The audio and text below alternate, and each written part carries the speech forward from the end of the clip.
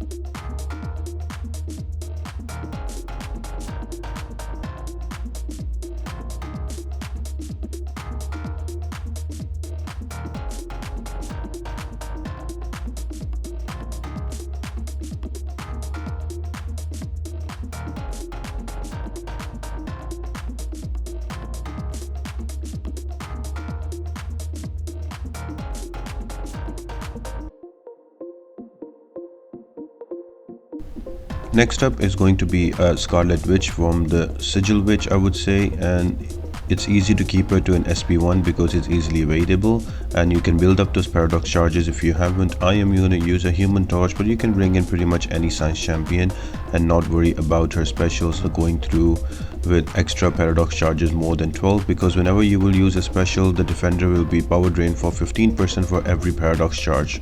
So the hard part is to building up to 3 to 5 charges, and then you can easily go ahead and keep the defender cornered and keep throwing your specials. As you will notice here, I am blocking more Scarlet Witch because I want to build up those smolders.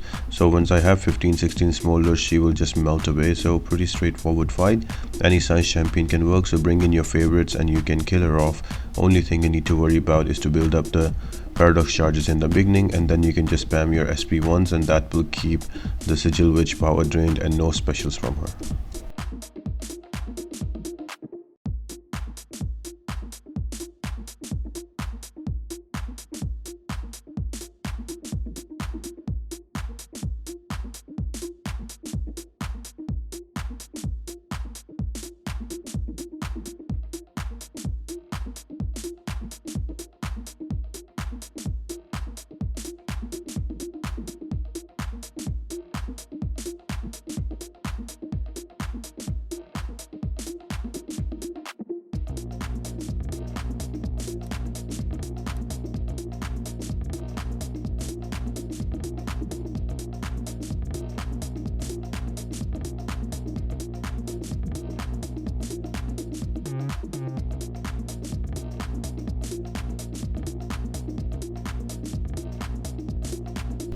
So this next fight is going to be the most annoying fight. That is going to be against a Korg. Now Korg on himself is very annoying, and then you have all of these nodes with Paradox and Avarice, and you have to throw your specials to get 3 Paradox. So all of that comes a bit annoying. So the best way to deal with it is to bring a champion that either has energy damage or it has non-contact attacks, so you don't have to worry about the return damage from Korg.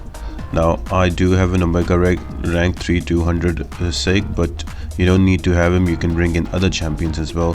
Some good options are Professor X, there's also Kitty Pryde. You can also use your Magneto, and you can also use Hyperion if you have, but for that you will have to wait for an SP3 and wait for his charges to be up. Once his charges rock stacks are up, you can throw an SP3 to break all of them in one go, and then you can spam your SP1s. And because of the extra energy damage, Korg will take more hit point loss, and that is also another way to fight him. But again, for me it's going to be a Mega Red, so I'm gonna slowly use my SP2s and keep his power at bay. Do not get him to an SP3. Now SP2 is fine because it's much more easier to evade than SP1. You need more time, perfect timing on SP1. So again guys, this is going to be an annoying fight. Don't feel frustrated if you lose a champion or two, but this is going to be the only worst fight there is. So make sure that when you do your team selection, you bring one champion to go against Korg.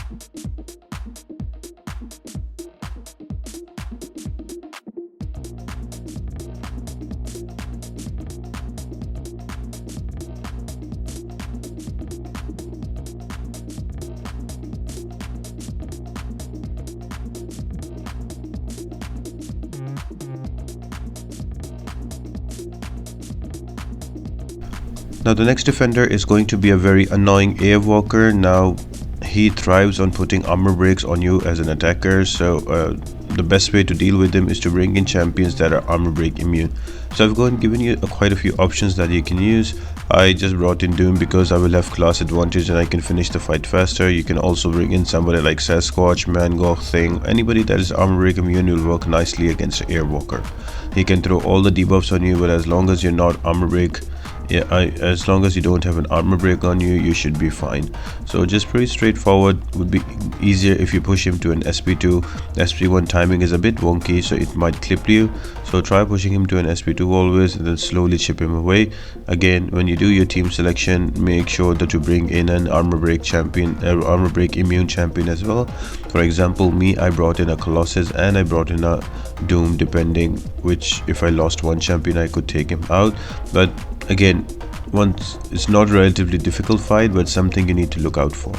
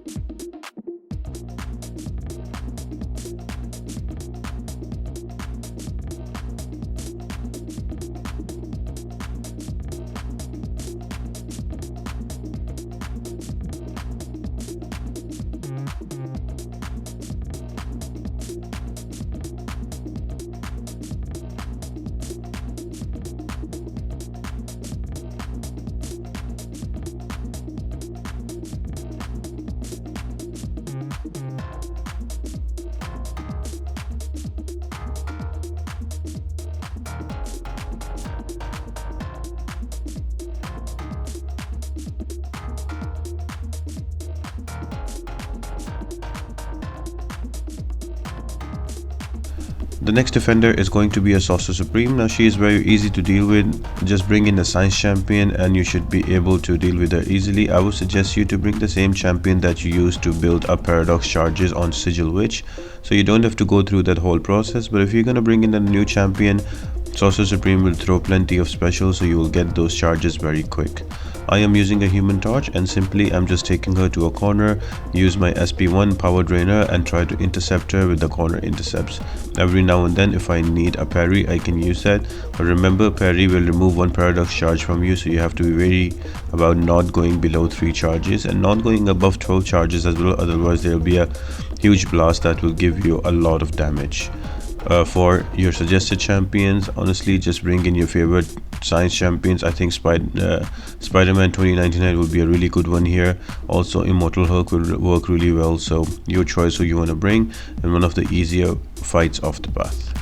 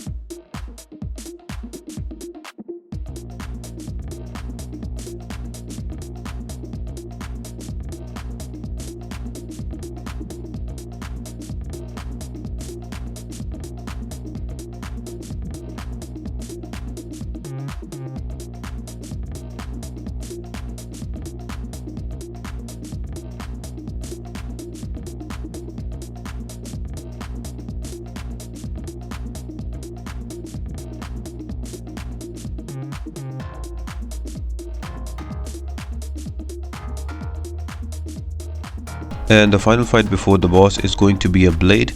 Now Blade is typically a very easy champion to deal with. The only trouble with him is when he gains a bar of power, the debuff duration on him is reduced.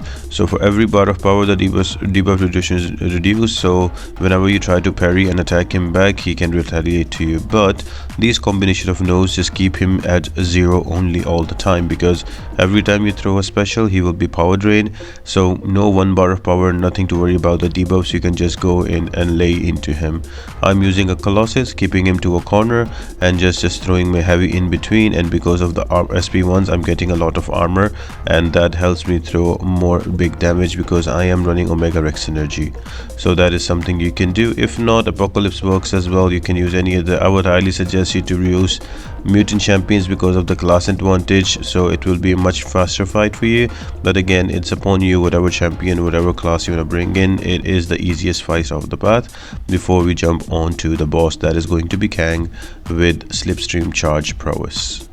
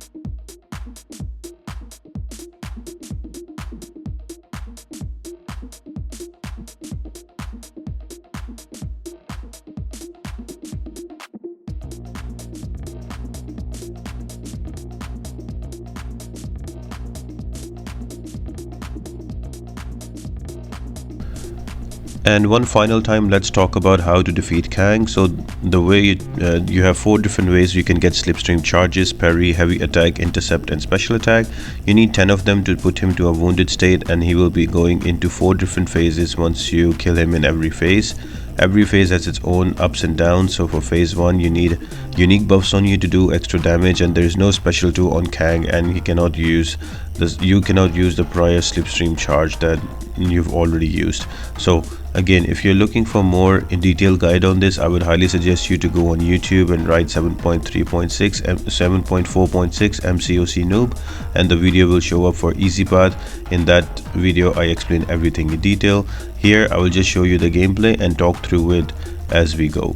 So we started off the fight, and this is the first phase. So I'm going to use a human torch for the first and second phase, and then for the third and fourth is going to be with an Ultron, because those are the two good champions I have against Kang. I hate prolonging this fight more than it should be, so that's why I'm using champs. I know human torch is one of the best options, but if you don't have him, some other options are just down there, like Silver Surfer, Venom Pool, Venom, Odin Synergy is really good with all the pre-fights, and also somebody like Ultron and Hercules are some good options.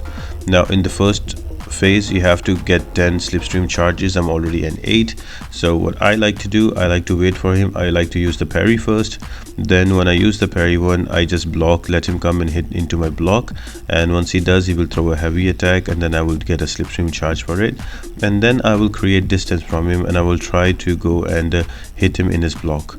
So if he does dash into me, that will be counted as an intercept, then I get a slipstream charge for it. Otherwise he will just throw an SP1, and I will do the same, and I will do the same evade on him, and then I will get another slipstream charge. So remember, you don't need to do intercepts. You can just jump between parry and heavy slipstream charges, and when he has an SP1 we can throw that. So for the first two phases you don't even have to do any intercept, and you should be fine.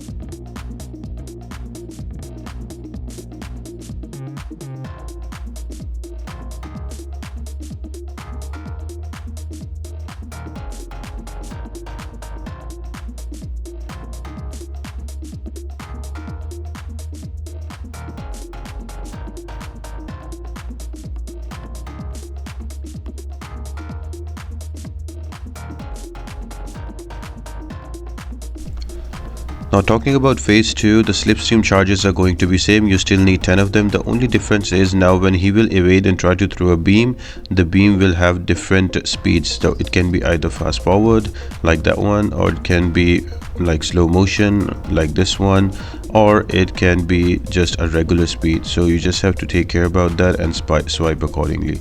Again, all the slipstream charges you can stay between parry and heavy, and just with an SP1 you don't need to intercept again, because the only memory Kang has is for the only one previous action that you performed, so you don't have to go into intercepts yet.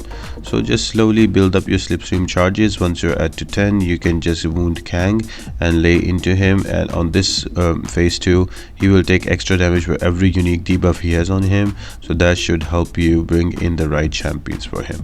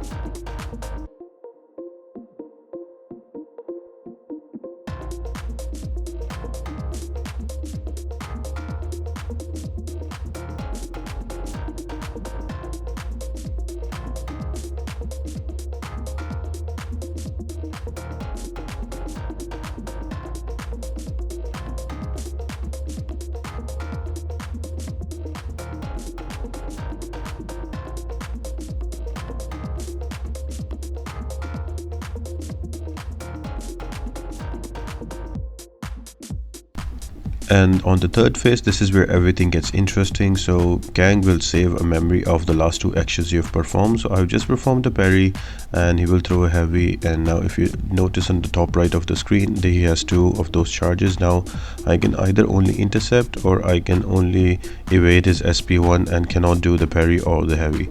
So just be wary about that, because if you do any of those actions you will be stunned and he will start giving you hits and quite a lot of damage. Another thing that is added is when he will throw an SP1, he will either have it in fast forwarded or regular speed or slow speed. In my experience, you can evade the slow speed and the regular speed, but the fast forward you have to block the first two beams, and then you have to dex the third one to get that paradox charge. So it might be a demonstration here, maybe we can look out for it, but that is mostly about this phase 3. You just have to get 10 slipstream charges and making sure that you don't repeat the same one and not get stunned. And also on this phase, when he's wounded, he takes extra damage for every buff you have on the opponent. So it does not have to be unique buff, it can be any buff.